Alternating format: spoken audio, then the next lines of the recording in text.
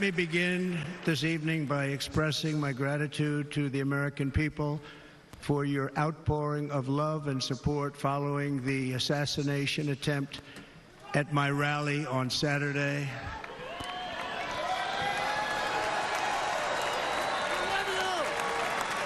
As you already know, the assassin's bullet came within a quarter of an inch of taking my life. So many people have asked me, what happened? Tell us what happened, please. And therefore, I will tell you exactly what happened, and you'll never hear it from me a second time because it's actually too painful to tell. It was a warm, beautiful day in the early evening in Butler Township in the great Commonwealth of Pennsylvania. Music was loudly playing, and the campaign was doing really well. I went to the stage, and the crowd was cheering wildly. Everybody was happy.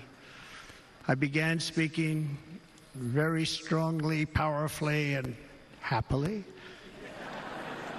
because I was discussing the great job my administration did on immigration at the southern border. We were very proud of it.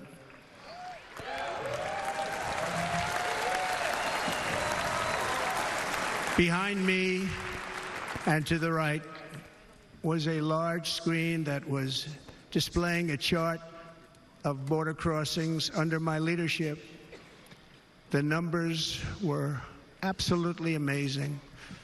In order to see the chart, I started to, like this, turn to my right and was ready to begin a little bit further turn, which I'm very lucky I didn't do, when I heard a loud whizzing sound and felt something hit me really, really hard on my right ear. I said to myself, wow, what was that? It can only be a bullet. And moved my right hand to my ear, brought it down. My hand was covered with blood, just absolutely blood all over the place. I immediately knew it was very serious, that we were under attack, and in one movement proceeded to drop to the ground. Bullets were continuing to fly as very brave Secret Service agents rushed to the stage, and they really did. They rushed to the stage.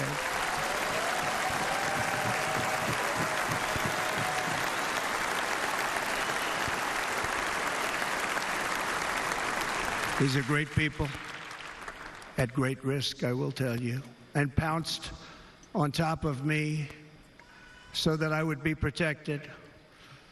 There was blood pouring everywhere, and yet, in a certain way, I felt very safe because I had God on my side. I felt that.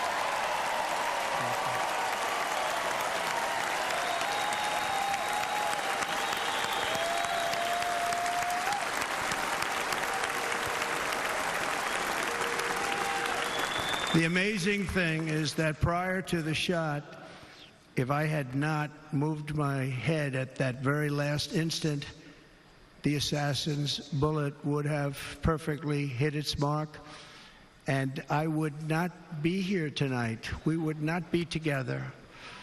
The most incredible aspect of what took place on that terrible evening in the fading sun was actually seen later.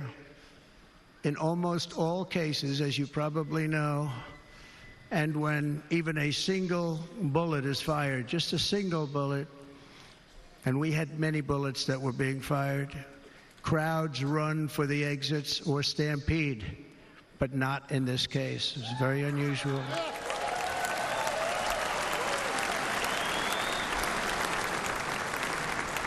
This massive crowd of tens of thousands of people stood by and didn't move an inch.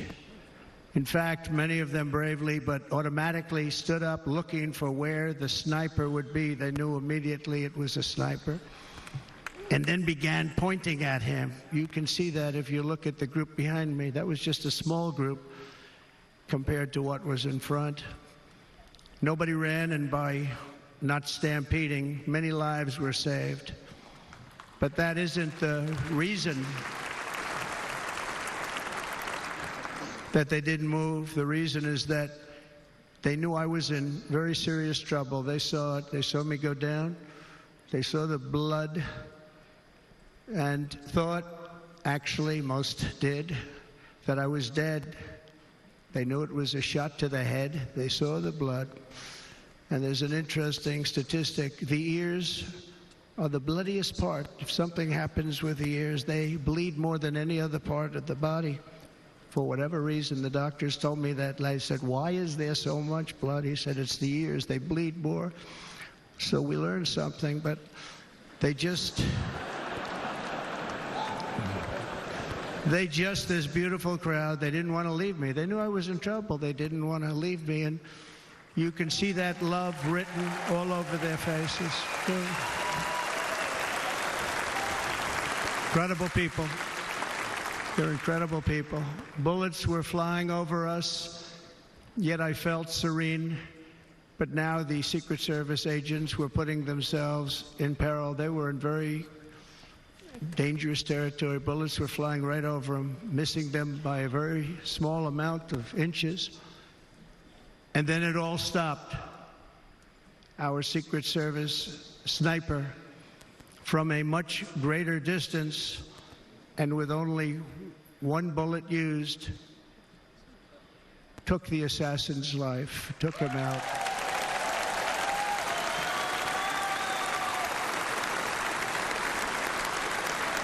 I'm not supposed to be here tonight. Not supposed to be here.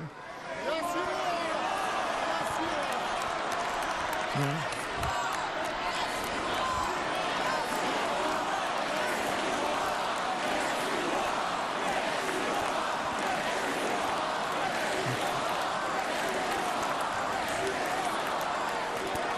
Thank you. But I'm not. And I'll tell you, I stand before you in this arena only by the grace of Almighty God.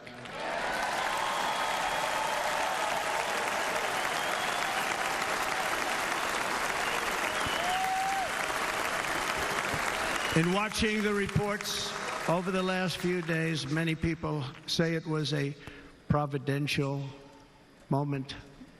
Probably was. When I rose, surrounded by Secret Service, the crowd was confused because they thought I was dead, and there was great, great sorrow. I could see that on their faces as I looked out. They didn't know I was looking out. They thought it was over. But I could see it. I wanted to do something to let them know I was okay. I raised my right arm, looked at the thousands and thousands of people that were breathlessly waiting, and started shouting, "Fight, fight, fight."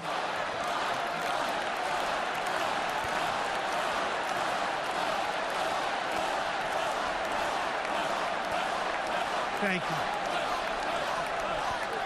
you. Once my clenched fist went up, and it was high into the air. You've all seen that. The crowd realized I was okay and roared with pride for our country like no crowd I have ever heard before. Never heard anything like it. For the rest of my life, I will be grateful for the love shown by that giant audience of patriots that stood bravely on that fateful evening in Pennsylvania. Tragically, the shooter claimed the life of one of our fellow Americans, Corey Comparator. Unbelievable person, everybody tells me. Unbelievable.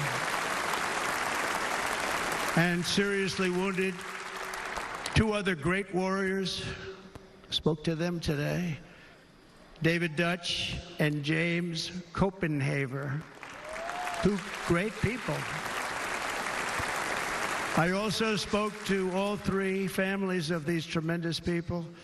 Our love and prayers are with them and always will be. We're never going to forget them. They came for a great rally.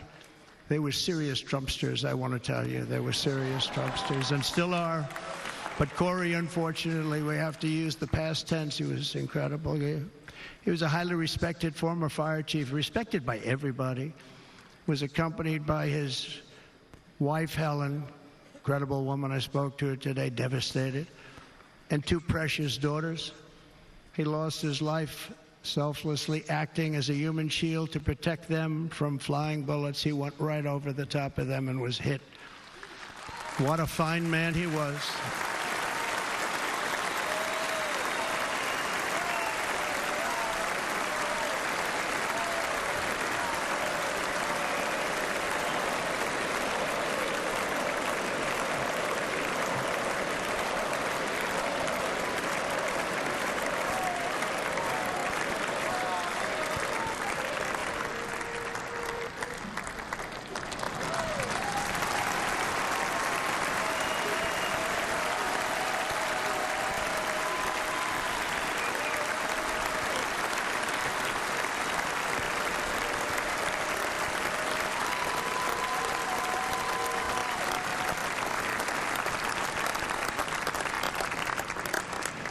I want to thank the fire department and the family for sending his helmet, his outfit, and it was just something, and they're going to do something very special when they get it. But we did something which cannot match what happened, not even close.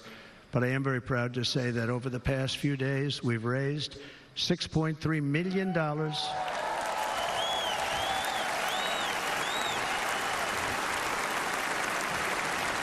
for the families of David, James, and Corey, including from a friend of mine just called up. He sent me a check right here. I just got it. $1 million from Dan Newland. Thank you, Dan. And again, when speaking to the family, I told them, I said, well, I'm going to be sending you a lot of money, but it can't compensate. They all said the same thing. You're right, sir. We appreciate so much what you're doing, but nothing can take the place in the case of Corey. And the other two, by the way, they were very, very seriously injured, but now they're doing very well. They're going to be okay. They're going to be doing very well.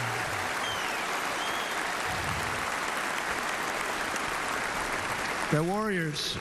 So now I ask that we observe a moment of silence in honor of our friend Corey.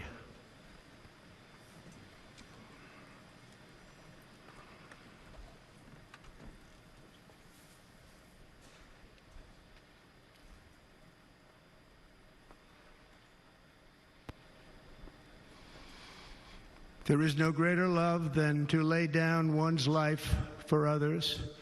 This is the spirit that forged America in her darkest hours, and this is the love that will lead America back to the summit of human achievement and greatness. This is what we need.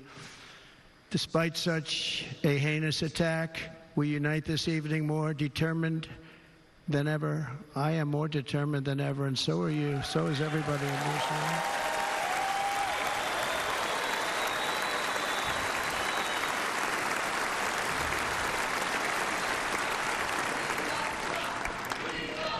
Thank you.